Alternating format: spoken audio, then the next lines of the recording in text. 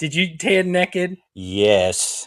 Did you burn your balls? I burned Darrell from the top of my head all the way down my body to the top of my knees. For whatever reason, the bottom of my legs still don't get much color. But when I say I burned a deep, deep red.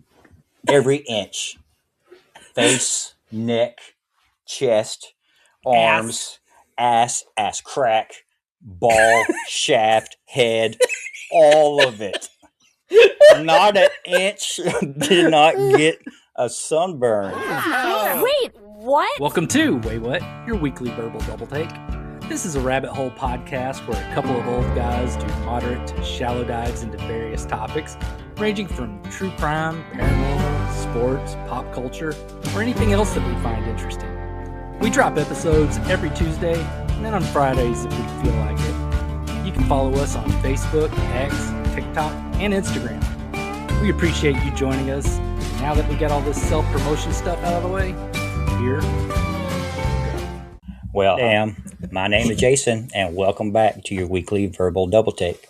On this episode, I will grab my back, whine about my arthritis, and push my hair towards the middle of my head as I take you down the trail to another topic that made me say, wait, what? Joining and taunting me with his head full of luxurious hair is Darrell.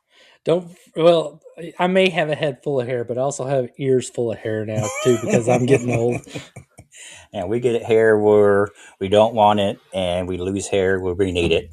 I mean, I texted you, what, was it today or was it yesterday? Whatever. I was sitting there. Today. Yeah, I was sitting there washing my hands after going to the bathroom, and I look up, and the light's just hitting this hair that's on the outside of my ears is just going out like fucking Larry from the Three Stooges, and it's just shooting out, and I'm just like, the hell? Turn it into a werewolf. I have actually trimmed my ear stuff for that very reason. Do at the barbershop. I'm going this weekend. Barber. Something I hated to do as a kid, getting a haircut for the most part. But now as an adult, I love it. I still hate it, but I pay for a membership just to make sure I go do it instead of doing like I normally would do and not to get a haircut except for like every 8 months or so. Well, you do have good hair to grow out. Well, yeah, but my wife, whenever it gets in the not long but not short area, she hates it whenever it's like that. Which is funny. So, like, whenever I was coming back from Germany, I was coming back from Germany, and I had to show my passport to somebody, and whenever I did my passport, I had hair past my shoulders. And the guy looked at it, he's like, there's something different about you. Did you dye your hair? How often do you have your... Oh, that's another topic. Never mind. Okay. I swear, as I get older, the more curious I am about any and everything. Hence the ability to come up with weekly podcast topics that made me say, wait, what? I have learned quite a bit during my tenure on this podcast, and today it will be no different as we will dive into our mind and body once again.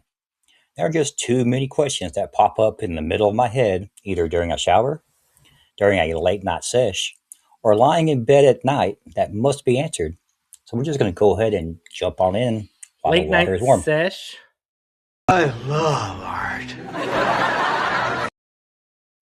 Yeah. So you're talking. So you get curious with post nut clarity? No, not that. Oh, I'm talking about relaxing, trying to get to that sleepy stage. Okay. I was like, you might want to put out a better way to say that. Like, I don't know, before I go to sleep. No. Late night sesh sounds like you were either handling it yourself or you just got done being handled. So No, just late night sessions. We call them sessions. who does? The people that I do it with. Okay. All right. Well, everybody has that something, that one thing that gets them what they need. Without it, they don't feel like themselves, or better put, an angrier version of themselves. What I'm referring to are vices. Vices refers to behaviors that someone repeatedly engages in, even though they know the habit is unhealthy, unproductive, or harmful I in don't some have way. any. Me neither. Neither one of us. These behaviors often provide temporary relief, pleasure, or just makes it easier to get through the day, which makes them hard to stop, even when a person wants to. You got that right. Well, enough, but my question is, why do people choose one vice over another? What draws them to smoking a cigarette instead of a glass of wine? Why go to a casino instead of housing a dozen Krispy Kreme donuts? Once again, Dr. Dunkey has your answer. First, people choose their vice that best matches their baseline discomfort. For instance, an anxious person will gravitate towards sedatives. A bored, restless mind gravitates towards stimulants. A lonely, Huh. a lonely person could be betting it all on red at a casino, looking for a connection, or hammering anything with a pulse. Same concept. A person Huh. usually pick. Perhaps a little too close to home. Really? You're just looking for that connection, Okay. or it's an adrenaline rush too. Okay. All right. It's like, wow, Jason, that kind of hit kind of close to home. No, I don't mean it's not you. It's just the vice in general. Some people take gambling way more seriously than you and I do. Yeah. Where it's actually they need it every day. Yeah. A person usually picks up this vice early in life. Your body learned what it liked and needed and put it in the favorite and reliable part of your brain. At some point in someone's life, their stress dropped sharply after a drink, clarity arrived after nicotine, or comfort followed those 12 donuts. This is why two people can try the same substance and only one develops a taste for it. Yeah, that's pretty interesting. I'm sitting there thinking back on things and like, I mean, I started playing poker for money whenever I was about 7. Mhm. My dad played it with my dad, and he would steal all my money. I was like, and then come find out he was cheating. He's like, "You never caught me, so I'm not. I didn't cheat. It's only cheating if you get caught." I'm like, Very true. but let's see. I picked up smoking at first because I had a baby face really bad, and I wanted to look older around girls. And then that back in the 90s, everybody smoked. Everybody smoked. You had to. Everybody smoked. You're not cool unless you smoke. But some people like you were able to just kick the habit like it was nothing. Yeah, I never got anything from it. And then I got everything from it. To where now, like I tried to quit vaping, God, I don't know, like 6-7 months ago. They got one of those little fume things. I remember. You had little And pouches too. I was an asshole. So help me God, I am going to rip your guts out one gut at a time. Like I said earlier, an angrier version of yourself. And so, yes, I've just resigned myself to the fact that I'm always going to do nicotine, and I'm okay with that. I like it. It's funny you say that. I'm going to get to that here in a second. Okay. Now we know why, but why do we continue to do it if we know it is also unhealthy, unproductive, or harmful? The two would seem to be canceling each other out. Well, here's your reasoning. 1, your vice signifies something is over during your day. Your work day is over, gonna have a drink or going to get that smoke. You finish dinner, time to smoke. Or your brain tells you it's okay, it's your reward for finishing that chore or getting through another mundane workday. You have earned it, you whisper to yourself as you take a sip of that frosty beer, or like I said, the two are canceling each other out, but in a different way. You need that one thing that will bring that anxiety, stress, or doubt back to zero. Just a reset, you tell yourself. In addition, go ahead. I was just gonna say, you remember back when we were in high school and we used to measure distances in cigarettes? It's about a cigarette away. The nearest town's just a few minutes away. I mean, and I will say one of the hardest things about quitting whenever I was an adult is like you segment your days by when you go out and have a cigarette. Yes. You know, you get past those first 2 hours, boom, break time. All right, time to go smoke. All right, now you just got to get to lunchtime. But And you get whenever another you cigarette. stop smoking, then you stop having that goal that Yeah. helps segment the day, and it made the day feel so much longer. Yeah. Yeah. And you're hitting on everything that I'm talking about here. This is perfect. This is so perfect. In addition, your vice is part of your identity. I'm the guy who likes to unwind with a Michelob Ultra, or I'm a smoker, always have been, or my personal favorite. This is just my thing. Like what you're just saying, you've come to realize that smoking is just your thing, or I don't vaping consider is your it part thing. of my identity. I just understand that it won. This is what you're Nicotine going to won. do. Yeah. I was beaten, and I'm like the masochist guy. You know, it has its little collar around my neck, and it just whips my ass, and I'm like, "Thank you, may I have another?" You know, that's my relationship with nicotine. Like when you're quitting, I'm talking about this. Your vice becomes something stable in a chaotic life. Removing it is like losing a piece of yourself, including the stable nature it maintains. That is why quitting is the stupidest fucking thing you should ever do. Just, just kidding. If you have problems, please seek out some help. Now I see it as this: if they aren't hurting anyone and you can remain a functional and productive part of society, do whatever. Vices are saying life is fine, but not fine enough to be fully present without assistance. Yeah, I mean, and that is where I am with nicotine. It's just that.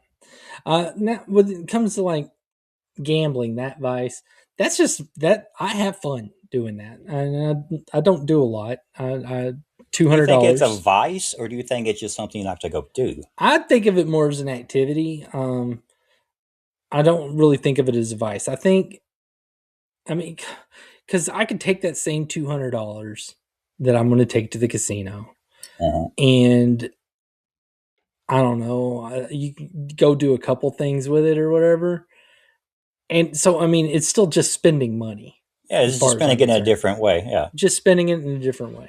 but you don't feel like you have to do it every weekend, or you're not yourself. No. Matter of fact, it's already been like a month since the last time I went to the casino or something like that, a few weeks. But yeah, I don't need to, and I don't let it control me to where it's like, oh my God, I have to do this. You know, where's my kid's college fund? You know, all that bullshit. And I mean, and I think that's one of the benefits of making sure that I always keep it low stakes. You know, I do $200 in minimum bets. I'm not trying to. I don't go into a casino thinking Hoping to I'm break going it down. beat it. Yeah, Mhm. and and that's what most gambling addicts go in that mentality with. Yeah, they get $100,000 and they don't try to spread it out. They put it all in one damn bet. Yeah, you know, because I've had two good hits, in my life. I've on a slot machine. I won like $1,100 once, and I won $1,000 once. And I mean, I've had some that were really good also that weren't that big, but those are my two big ones. And I'm cool with that whenever that happens. I mean, most of the time what I'll do is I'll take the 200 that I started with and then another Put it back. 200, and I'll put that aside, and I'm like, okay, I'm officially leaving a winner, and then play with the rest and have fun. Yeah. So Yeah, so it's just not to me, that doesn't sound like you're as a vice for you. It's just an activity you enjoy to do, whether it's every weekend or every once a weekend a month. It doesn't matter. now nicotine is vice, absolutely. So Yeah. So I know that sounded like an endorsement for addiction. It is not. Addictions are about escape and losing yourself. Daily vices are about putting up with the daily bullshit and being able to do it again the next day. Now we're moving on to the next question, and the reason why has similarities. Most people do it. Some favor this over that, obtaining this, and that gives you joy. What I am referring to is why we as humans collect things and why do we do it. Well, let me lay it out for you. There are several reasons as to why we collect things. It can be because of a personal identity, childhood exposure, or it's just what you like, and you get that dopamine rush. Here are some examples. The brain likes completing sets. When you find a new item for your collection, your brain treats it like a small victory as you get closer to completing your set. Completing a set shows a clear sense of progress and achievement. An obvious example will be people collect things that connect to their identity or interest. I collect sports cards. Why? Because I connect the collecting cards with my love for the sport, the nostalgia of watching and remembering moments in the game, and it links up with my love for sports stats. Something magical about looking at the stats on the back of a baseball card. They aren't just baseball cards anymore, they hold a deeper meaning. Same can be said for you, Darrell. You love superheroes, reading, and horror stuff, so naturally you were drawn towards collecting comic books. Yeah, I'm sitting here looking around while you're doing this, and I've got like, you can't see it here, and imagine if you want, Jason, I can take pictures. But yeah, I've got shelves of stuff all over the place with like Pez dispensers and Funko Pops and glasses and hockey masks and lightsabers and all swords. the DVDs, that big, huge DVD shelf you have. I do not have a big, huge DVD shelf. Oh, you don't have it anymore? No, it is now. They're all inside the big coffee table. Oh. But I have, I got so many swords. I'm sitting there looking over here. I have my collection of homies, which are these little 20, gumball machine guys. So yeah, I got, and then of course just all the horror memorabilia on the wall. But yeah, and the books, and the books, and the 2 boxes of comic books, and the video game systems. If you want to get to that far, behind me I have a PlayStation 2, a Nintendo 64. A Super Nintendo, a regular Nintendo, a Nintendo Switch, and an Xbox Series X. All of them. He has all of them. Yeah. I like them. And then, lightsabers. Lightsabers too.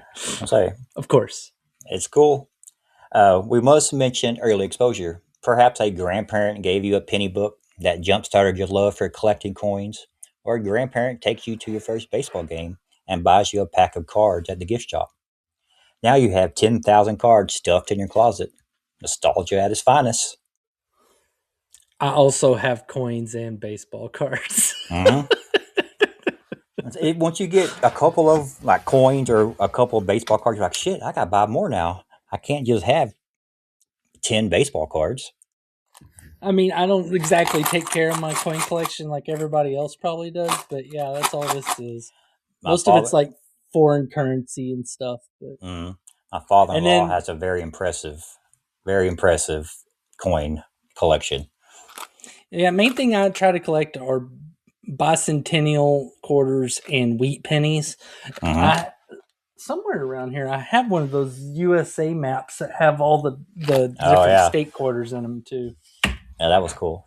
Another thing to collect. My personal favorite is the thrill of the hunt. Nothing better than digging through hundreds of Funko Pops, finding that one you have never seen before, or finding that hidden gem of a comic book at a thrift store. Talk about a dopamine dump. Found anything yet? Yeah, I would say so, because there are still couple of comic books. I don't really get comic books anymore. I mean, I was really big into that before the movies and stuff started coming out. But there were I think 3 issues of Spider-Man that I was always chasing after, and I've got 2 of them, and there's still just 1 more. And every now and then I'll go into a comic book shop and look for it, but not very often. What's it called? It was an issue of Spider-Man. Have you been to the movie trading company? Well, I've been to lots of comic book stores. I'm not that worried about getting it anymore. No, I mean, I go there a lot. I can always take a quick look to see if they have it. No, I mean, I'm fine. And it's not even a very good issue. I just want it. Who appears in it? It's not, I mean, a little bit of everybody. It's the 9/11 issue. It's Amazing Spider-Man Volume 2, I think, issue 33, I believe. But it's got like a black cover, and it's whenever the trade towers get hit, and like Dr. Doom fucking cries. And I'm like, what the fuck? But I mean, like I said, it's not even good. I just want it. I mean, because I have all my I have all my good issues. Matter of fact, I have one of my issues because of you, because that birthday where you took me to Zeus and I was able to get the issue of Secret Wars where Spider-Man got his black costume. Yeah, that was that a was cool a big store. one for me. That was a really cool store. I do remember that day. Mm-hmm. But I like going to that movie trading company and look for Funko Pops because they have, God damn, Darrell, they have so many. It's almost overwhelming. They have that many, and they're double stacked on the shelves, where you have to move two out of the way to see the two behind it and put those back. Oh, that's cute, Jason. I could take you to a store over in Plano. It's called Madness, and it's not. Whenever it's not going to sound very impressive when I say it's 2 walls, but one of those walls is about 20 yards long or something, or 15 yards long. I mean, it's a long ass wall, and it has got about 7 shelves high. Are they they're single? packed side by side. Okay, good, because I hate having to move them out of the way. When they have a bunch at this movie trading company, there's a few rows in them, but they're on those like Blockbuster shelves where they used to hold up movies, so it's not. Mm-hmm. But there's a lot, and I have a lot of Funko Pops. Last I counted, I think I'm close to 70. Wow. All in their boxes. See, yeah, that's one of the things that I do that drives you nuts, because I take my Funko Pops out of the box. I've gotten to the point of giving them as gifts to my family members now. Like I find one for them and give it to them. See, I think I have all the ones I really want. I still look even when I was in Germany and stuff, I would see them at different places. They were just all still in English and everything. But I mean, I even have ones I didn't want where people just gave them to me. I mean, but I have all. I mean, because I didn't want Tyler Durden, but I have Tyler Durden. I have Tyler Durden. I make and I sell soap.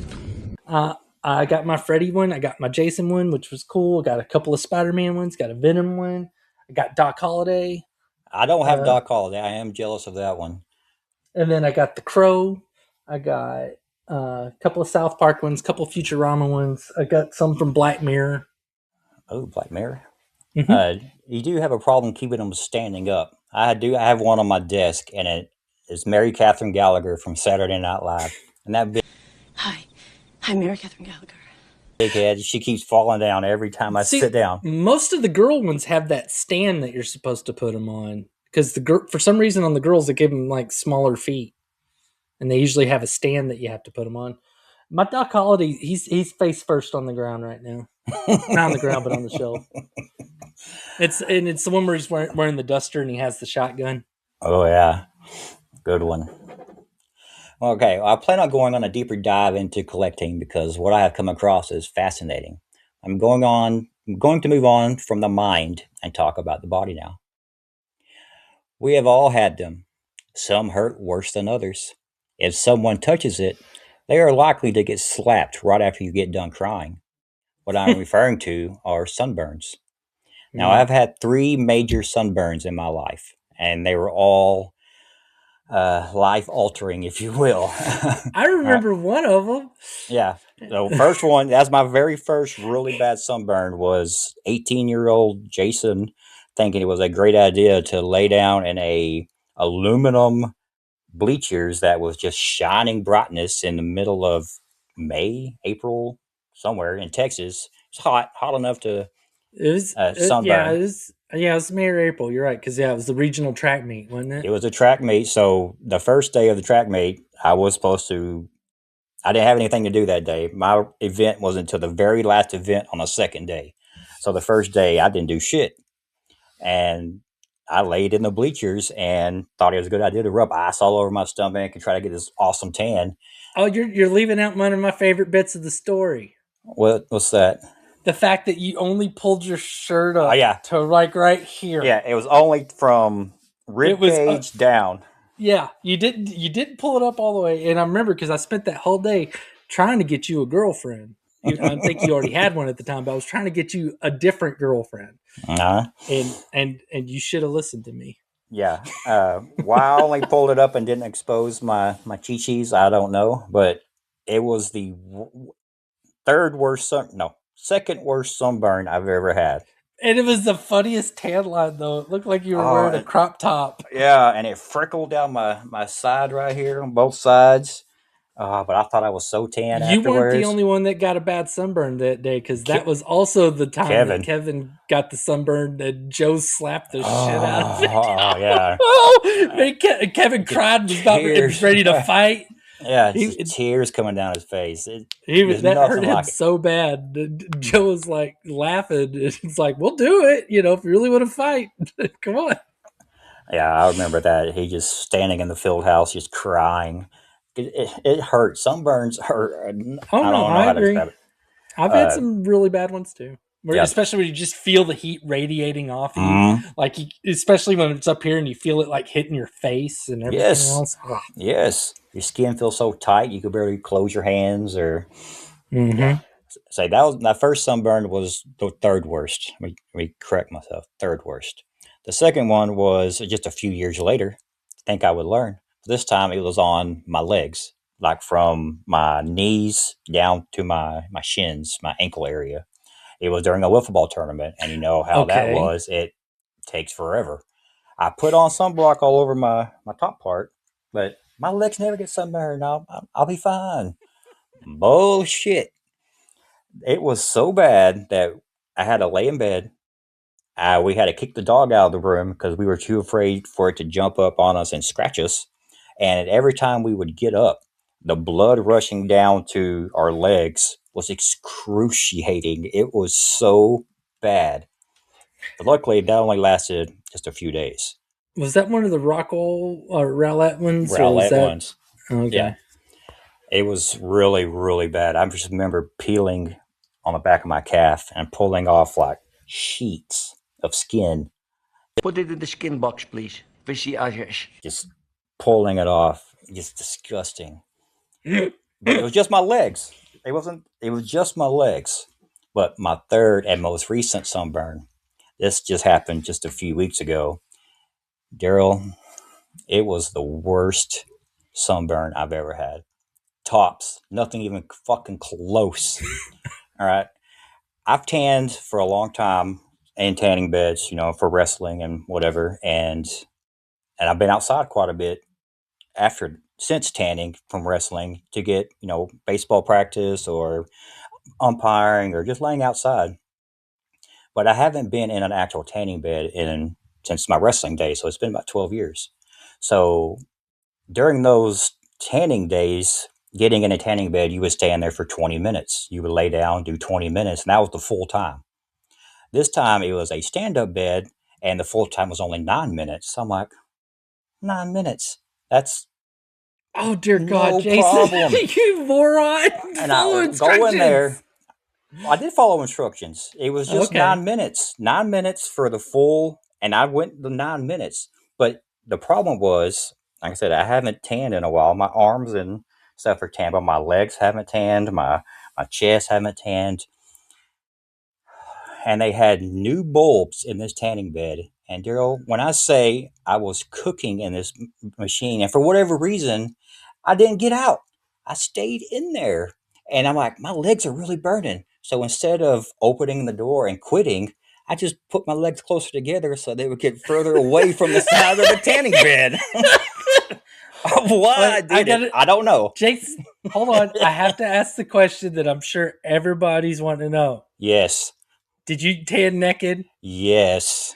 Did you burn your balls? I burned, Darrell, from the top of my head all the way down my body to the top of my knees. For whatever reason, the bottom of my legs still don't get much color. But when I say I burned a deep, deep red.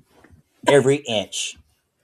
Face, neck, chest, arms, ass crack, ball, shaft, head, all of it.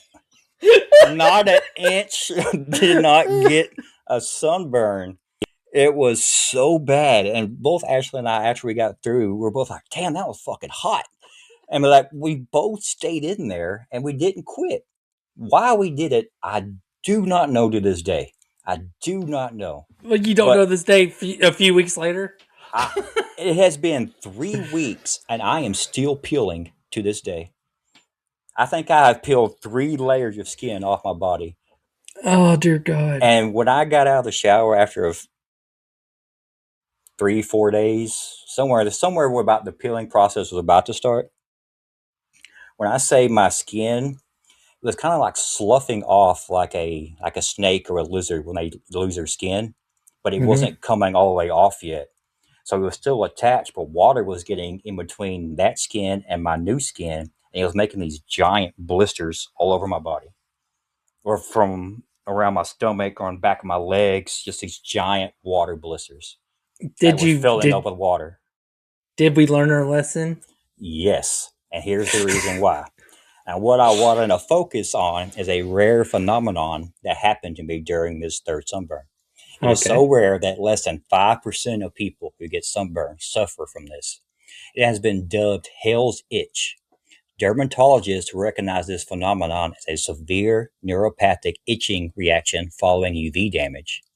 It is described as fire ants under the skin, thousands of needles stabbing, uncontrollable deep itching, electric shocks inside the skin.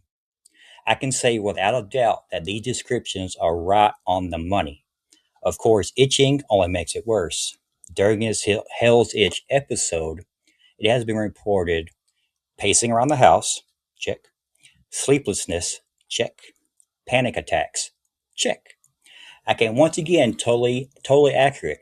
I've had my first panic attack. It resulted in me being in the bathroom at about 3 in the morning with my head pressed up against the wall, crying and breathing rapid short breaths. The whole thing seemed a little fuzzy, but it was intense. Darrell, I'm telling you, it was so fucking bad. It was so bad. I was going insane how bad it was itching and Like everywhere itching, or is there like specific stomach, parts? my stomach. Stomach? It was really, really bad. Like, I've never had a panic attack. Well, now I have. Scientists believe it involves nerve irritation and inflammatory chemicals released after UV damage. Basically, the damage caused by the UV rays and your skin trying to heal irritates nerve endings, causing abnormal signals to the brain. The burn also triggers mast cells to release histamine, intensifying itching to a point of near madness. Oh God! Yeah, I can't explain how bad it was, Darrell. The only relief one can get is lathering yourself in hydrocortisone cream and sit with a cold rag or frozen bag of peas laying on the burn. The only other thing that may have worked is taking a long walk off a short pier. Madness. Or oatmeal. I would have been willing to try anything. I was in the bathroom taking every lotion we had in there, rubbing it on, taking allergy medicine, taking aloe vera, taking sunburn relief, cool down crap. Nothing worked. Taking You a should have shower. messaged me. I'm usually up around 3 o'clock in the morning. Oh, I'd have Darrell, talked you it through was it. bad. It was bad. It was really, really, really bad. Oh, I mean, Ashley helped me and she helped me get through it, but never had a panic attack.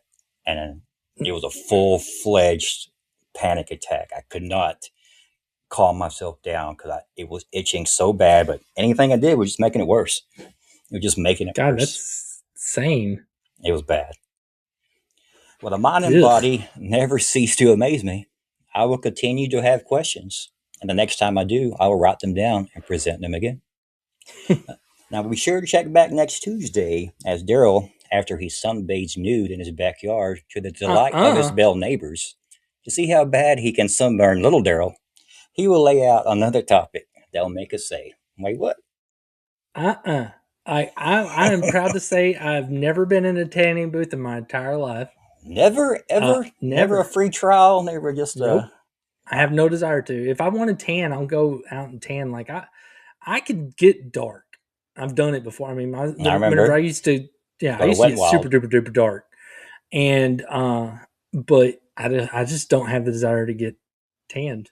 I mean, whenever I do go outside, I'm SPF 50 all the way, baby.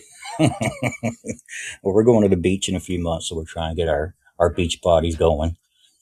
Well, good. I'm glad you'll have fresh tissue, after you shed everything off.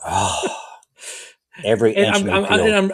I'm sure you're peppy is going to be happy to also be tanned. Even that peeled. At the beach. Even that peeled. You ever peeled through pubic hair? No, I have not. I have. What about you, crack? Jason, you couldn't lose any length or girth. You couldn't lose any length or girth, and now you've lost a little bit of both. Oh, every time I was peeling, I felt like I was giving out skin grafts to people. Nobody wants that one. Oh God! You got to look at the bright side. At least you didn't do it with your cheeks open. you didn't have a sunburnt butthole. So that's the only thing that did not get sunburned. Thank God. I mean, even that would have been a way worse hell's itch. Oh, yeah.